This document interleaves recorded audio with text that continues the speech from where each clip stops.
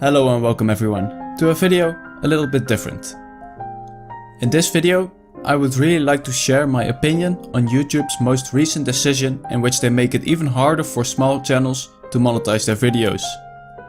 Keep in mind that I'm not making this video because I think a change like this is unnecessary, but I do make it because I think this change is just unfair. I'm assuming you're all well aware of the previously introduced threshold from April last year that required channels to have at least 10,000 views before that channel could be reviewed for monetization. Well, last Wednesday, YouTube decided to introduce a new threshold that now requires YouTube channels to have at least 1,000 subscribers and 4,000 hours of watch time in the previous 12 months on their videos before they can be part of the YouTube Partner Program. YouTube claims that steps like these are necessary to protect the ecosystem from spammers, impersonators and other bad actors. And to be fair, I somewhat understand this change of threshold. There is a problem with small channels, and properly reviewing upcoming channels takes a lot of time and resources which they might never earn back.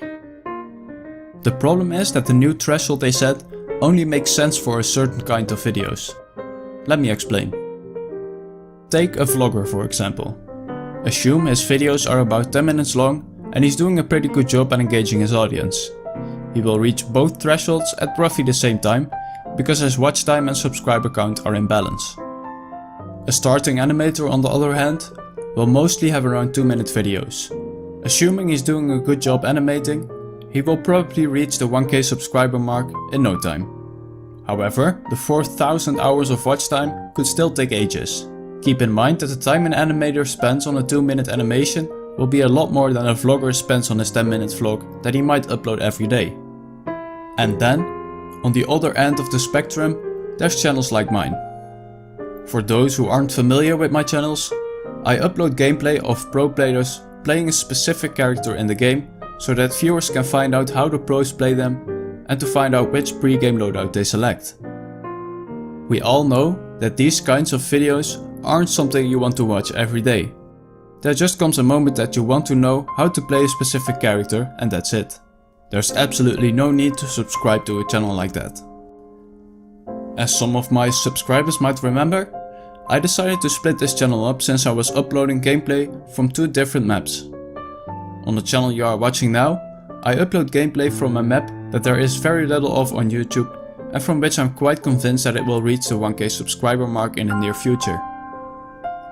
The other channel, however, is a completely different story. Gameplay from that map is widely available and I am by no means doing anything unique there. But again, there might just be one video on there that just happens to cover the exact matchup that you were looking for. How does this show in my channel analytics? Let's look at last month. As you can see, with well over 1,000 hours of watch time over almost 10,000 views, I did pretty well for a small channel. But notice that in this same month, I only gained 15 subscribers because again, it's just not a channel you subscribe to. Now, when we assume that the new threshold is implemented as they said, I would reach the watch time part in about 4 months. But the subscriber part would take me 67 months, which is equal to around 5.5 years. This seems pretty unfair and unbalanced to me. So, how can we fix this?